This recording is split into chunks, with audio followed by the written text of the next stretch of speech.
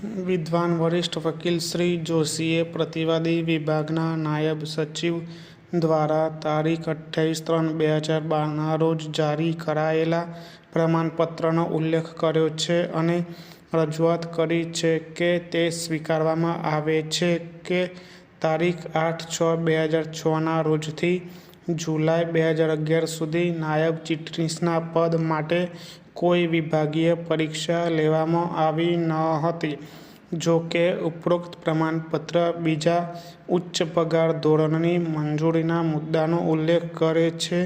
એવી રજૂઆત કરવામાં આવી છે કે રાજ્ય સરકાર દ્વારા તારીખ 20/8/2002ના રોજના જાહેરનામામાં દર્શાવ્યા મુજબ વિભાગીય પરીક્ષા પાસ થવાને આધીન ચોક્કસ વર્ષો સુધી સ્થિર બઢતી અને કર્મચારીને બદલે ઉચ્ચ પગાર ધોરણનો દાવો રજૂ કરવામાં આવ્યો છે. આમ એવી રજૂઆત કરવામાં આવે છે કે અપીલકર્તાને પગાર પર પેન્શન નક્કી કરવાનો ઇનકાર કરી શકાતો નથી, જે તેઓએ ખાતાકીય પરીક્ષા પાસ ન કરી હોવાના એકમાત્ર કારણસર નાયબ ચીટનીસના પદ પર નિવૃત્તિ સમયે મેળવેલ છે. તેમણે રજૂઆત કરી છે કે નિયમો અનુસાર વિભાગીય પરીક્ષાઓ ન યોજવા બદલ પ્રતિવાદી અધિકારીઓની નિષ્ક્રિયતા માટે અપીલકર્તાને પરેશાન ન કરી શકાય.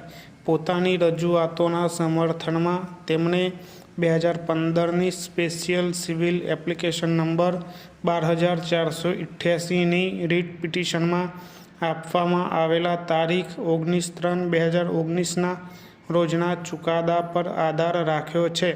આમ એવી વિનંતી કરવામાં આવે છે કે વિદ્વાન એકલ ન્યાયાધીશ દ્વારા આપવામાં આવેલા આદેશ અને ફીડર પોસ્ટના આધારે પેન્શન નિર્ધારણને નકારી કાઢવામાં પ્રતિવાદી અધિકારીઓની કાર્યવાહી રદ કરવી જરૂરી છે.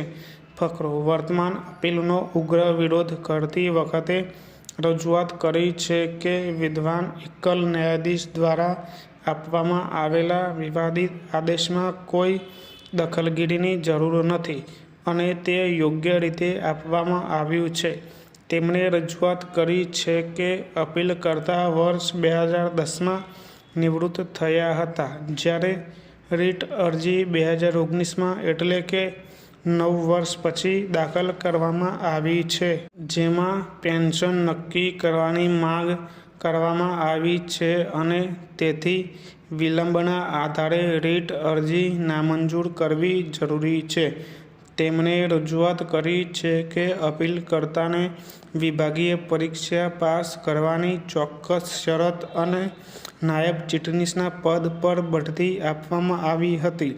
જો કે તેમણે આમ ન કર્યું હોવાથી તેમનું પેન્શન તેમને ફીડર પદ એટલે કે વરિષ્ઠ કારકુન પર મળેલા પગાર પર નક્કી કરવામાં આવ્યું હતું.